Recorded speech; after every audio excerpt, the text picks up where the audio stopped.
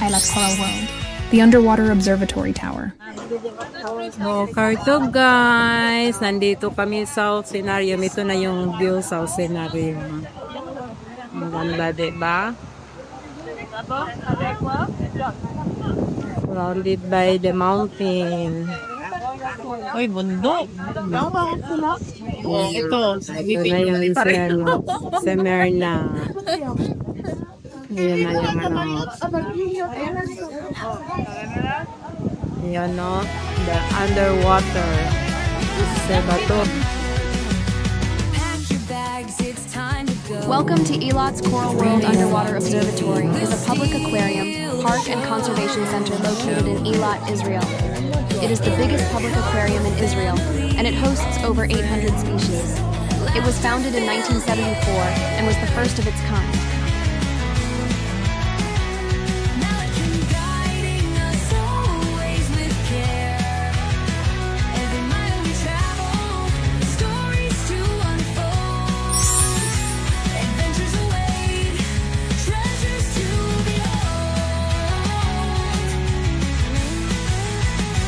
The open road calls, horizon so wide, with the sun on our faces, together we ride, moments we capture, memories we'll create, through winding paths in a dance with fate, with music surrounding our hearts in sync.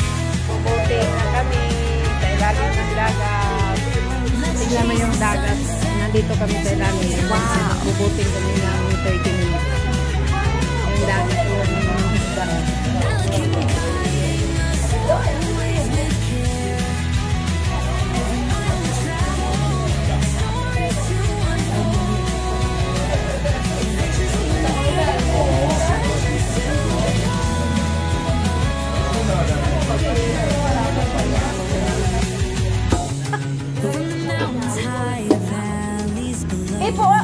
Ipong direct. Every turn brings laughter, every smile glows. We toast to journey, with joy in our stride. So Hindi ba? under the stars, let our spirits roar. Saan ba yung ano dito? Hola. Saan yun ba? Ha? Direct na punta doon o doon? Pwede kita man ng ilan.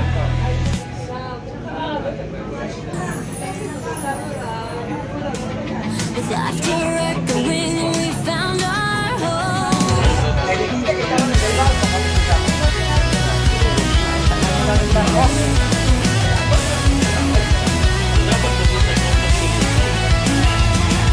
Adventures await in every new place. Malakim leading us, setting the pace. Friends by our side, we journey so far.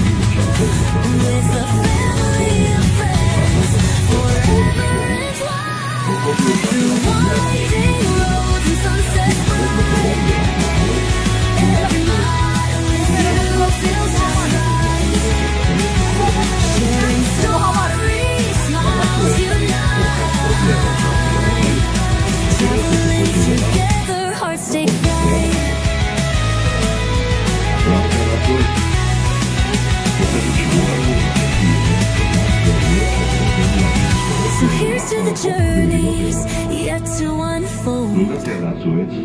In our Kim's warmth, our adventures bold.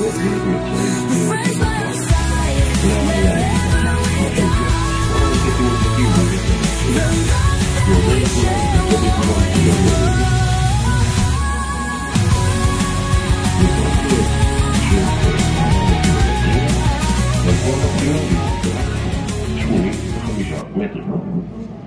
באילת, ממש לא רחוק מאיתנו, לגבול, ליד סעודיה. עומק המים 2,200 מטרים. וזאת למה? מכיוון שאנחנו יושבים פה לשבר סורי אפריקני. נוצר פה לפני עשרות אלפי שנים רעידת אדמה, חזקה מאוד. ולכן עומק המים נוצר חריץ ענק מסוריה מים קרים עולים מן העומק ומתערבבים ומקררים את השכבה העליונה של הים. לכן הטמפרטורה כאן נשמרת בין 21 מעלות בחורף עד 25 מעלות מקסימום בקיץ. בין 4 ל-5 מעלות הבדל סך הכל. ים התיכון לעומת זאת, הטמפרטורה נעה בין 16 מעלות בחורף כמובן עד 32 מעלות בקיץ. ממש חמים. yung isda o malaki? הם יצורים Isdagim בשם פלנקטון. אני אסביר. כל השכבה העליונה, 2 סנטימטרים בערך, זהו יצור חי לגמרי, חיה סוג של בעל חיים.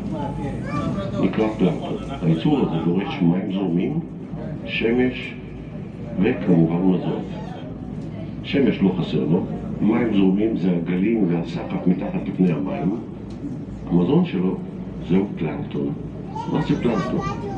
פלנקטון אלו הם יצורים חיים קטנטנים, חד-תאיים, נראים כמו סרטנים כאלו שצפים ומרחפים בשכבות המים בכל מקום בעולם, לא רק כאן. זה המזון הבסיסי של כל החי בימים ובאוקיינוסים. הם כל כך קטנים שאנחנו קשה לראות אותם, הם גם שקופים לפעמים, אבל מי שצריך לראות אותם, רואה אותם וניזון מהם יפה מאוד. מהקטנים ביותר עד הגדולים ביותר. החיה הזו שנקראת פוליפ על האלמוג, יש לו כל סנטימטר מרובע כ3-4 זרועות כאלו, זרועות צייד אנחנו קוראים לזה. הזרועות האלו הם, זה נראה כמו נוצות שקופות קטנות גמישות כאלו, איתם הוא מלקט את הפלנקטון. וככה הוא גדל סנטימטר בשנה. וכמו שהוא גודל סנטימטר בשנה, גם סנטימטר בשנה. may espada tayo. Yung espada na yan, gawin ng isda, gawin ng tuyo. והופך לאבן גיר. ומכאן התחושה והרגשה שהאלמוגים הם סוג של אבן או סלע חזק ומסיק. Ganun pala yung mga espada. אלמוג זה משהו כמו ספוג עשוי מסידן. הוא רך, הוא שביר, הוא קל, יש בו המון חורים כאלו, הוא מוברר כזה, הוא רחוק מלהיות אבן. עכשיו, מכיוון שהפוליפים האלו הם יצורים חיים, הם גם מתרבים פעם בשנה. כל חודש נובמבר, כאשר הירח מלא לגמרי, כאילו מתוזמן מראש. May isda doon, ang laki. כל הפוליפים האלו פולטים ביצים אל המים.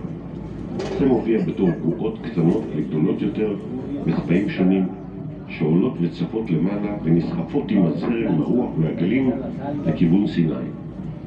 עם הימים והשעות הן סופחות אליהן קצת מים, הופכות לכבדות יותר ומתחילות לשקוע לאט לאט על מה שנקרא מושבות אלמוגים קיימים.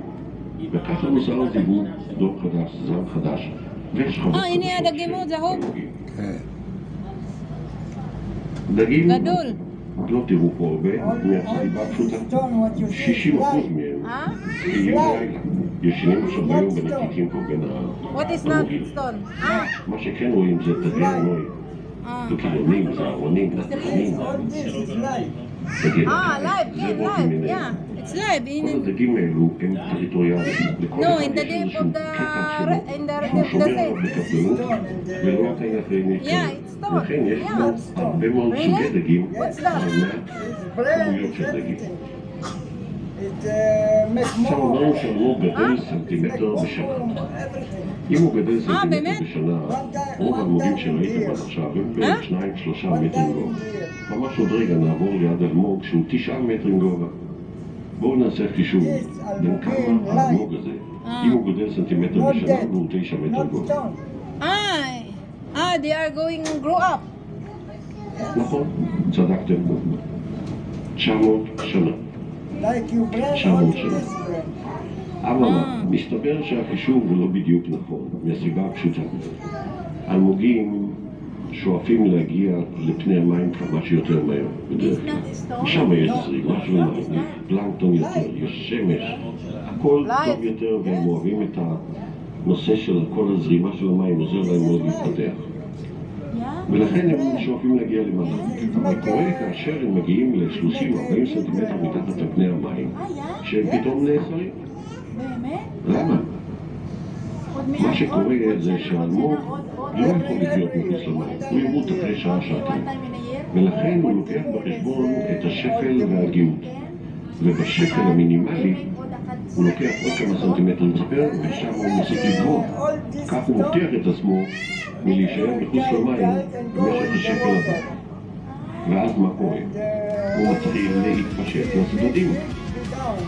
ולכן החישוב הנורמלי והנכון האמיתי של האלמוג זה קוטו של האלמוג פלוס גובהו. אז את גובהו אנחנו כבר יודעים 9 מטרים, את הקוטר אנחנו מדדנו והוא 15 מטרים, ולכן הגענו ל-24 מטרים, מה שאומר שהאלמוג הקטן שכזה הוא בין 2,400 שנה. נראה לכם בוגר?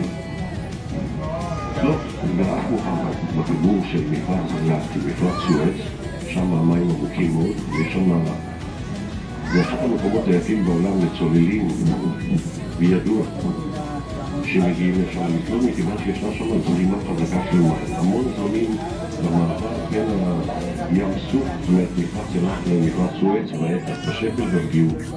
יש שם המון דגים, המון אלמוגים, זה מקום אידיאלי לצמיחה של אלמוגים. ולכן שם גודלים אלמוגים כאלו מ-100 מטר עומק. הרי אמרנו שהאלמוגים האלו, אלמוגים חיים פוליטיים, גדלים עד 100 מטרים, מכיוון שהשמש מעבר לכך לא מספיקה עבורה.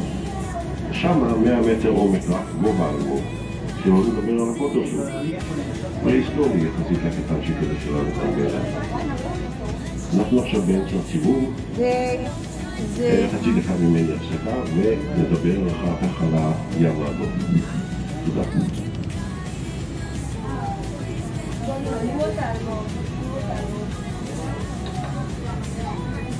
מה זה תודה? גמרנו? לא. למה הוא אומר תודה? מסתובב, הוא מסתובב.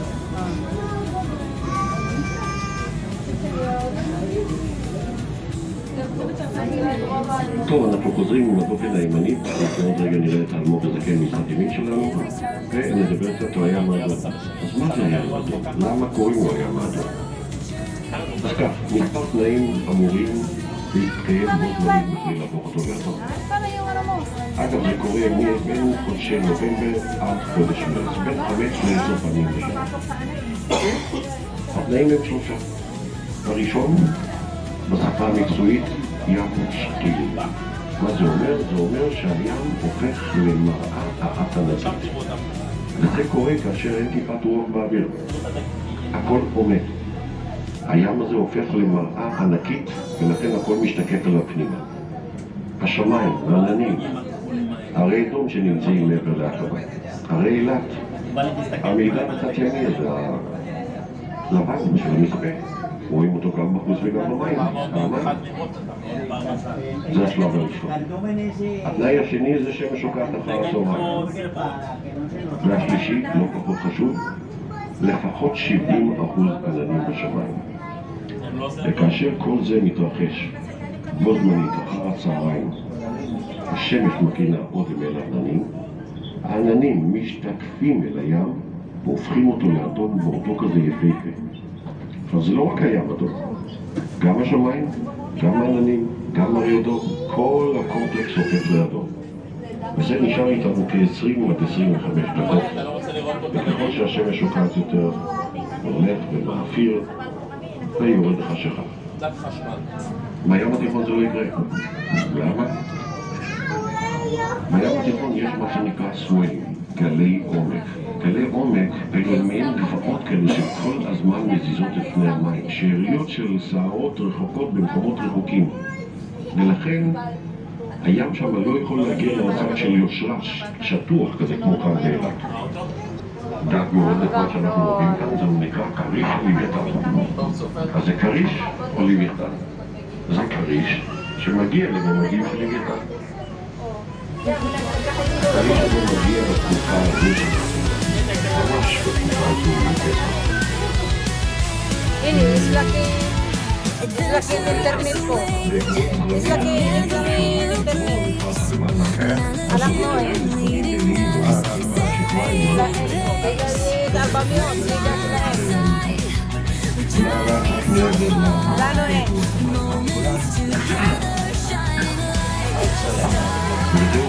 Mulai. זה משמש לומר כי הפלטונים האלה משמשים נוזות לשאר הדגים הקטנים ומחלפים וטוח לכל השאר כולם מגיעים בעקבות להקת הננוטו הפלטון הזו שמגיעה וכריש לוויתן ניזון מפלטון במשרדים נבחרים.